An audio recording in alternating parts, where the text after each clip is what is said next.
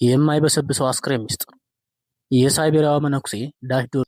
አንድ ሰው ከሞተ ከ70 ዓመት በኋላ አስክሬኑ ሳይበሰብስ ቆዳው ሳይደርቅና ልክ እንደተኛ ሰው ሆኖ ሊገኝ ይችላል። ሳይንቲስቶችንና የሕክምና ባለሙያዎችን መልስ ያጡለት የዓለማችንን የተፈጥሮ ሕግ የጣሰ አንድ አስገራሚ ክስተት በሩሲያ ሳይቤሪያ ውስጥ ተከስቷል። ይህ የላማ ዳሽዶርዞ ታሪክ ነው። እሱ አልሞተም፣ በከፍተኛ ማሰላሰል ሜዲቴሽን ውስጥ ነው የሚሉም አሉ። ዛሬ የሳይንስን ሕግጋት የሰበረውን የዚህን ሰው ምስጢር እንመረምራለን። የመጨረሻው ኑዛዜና ያልተለመደው ሞት። እንደ አውሮፓውያን አቆጣጠር በ1927 በሳይቤሪያ የሚኖረው የቡድሃ እምነት መሪ ላማ ዳሽዶርዞ እድሜው 75 ደርሶ ነበር። አንድ ቀን ተከታዮቹን ሰበሰበና እንግዳ ትእዛዝ ሰጣቸው። በቡድሃ ባህል በተቀመጠበት የሎተስ አቀማመጥ ሆኖ ማሰላሰል እንደሚጀምርና በዚህም ሁኔታ ላይ ያለ ህይወቱ እንደሚያልፍ ነገራቸው። በተጨማሪም እንዲህ አላቸው፣ ከሞትኩ ከ30 ዓመታት በኋላ መቃብሬን ቆፍራችሁ እዩት። ይህንን ተናግሮ ማሰላሰሉን ቀጠለ። በቀናትም ውስጥ በተቀመጠበት የልብ ምቱ ቆመ። ተከታዮቹን በትዕዛዙ መሰረት በተቀመጠበት ሁኔታ ከእንጨት በተሰራ ሳጥን ውስጥ አድርገው ቀበሩት።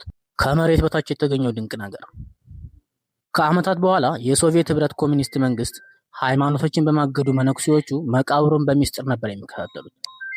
በመጨረሻም በ1955 እና በ1973 መነኮሳቱ በሚስጥር ይቆፍረው አዩት። ያዩት ነገር ግን ማመን የሚከብድ ነበር። አስክሬኑ ምንም አልተለወጠም። ነገር ግን በወቅቱ ከሶቪየት መንግስት ፍርሃት የተነሳ ሚስጥሩን ደበቁት።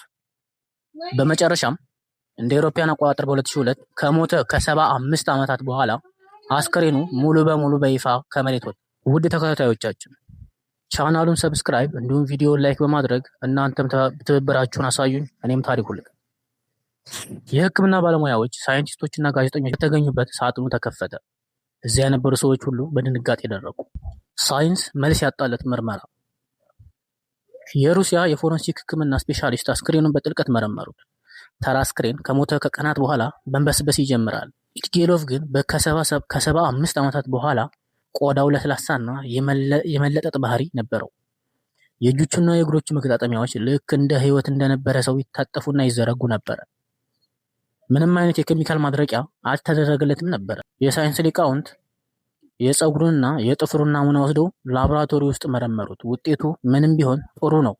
በውጤቱ ያሉት የፕሮቲን መዋቅሮች ልክ በህይወት እንዳለ የ36 ዓመት ሰው እንጂ የ75 ዓመት አስክሬን አይመስሉም ነበር።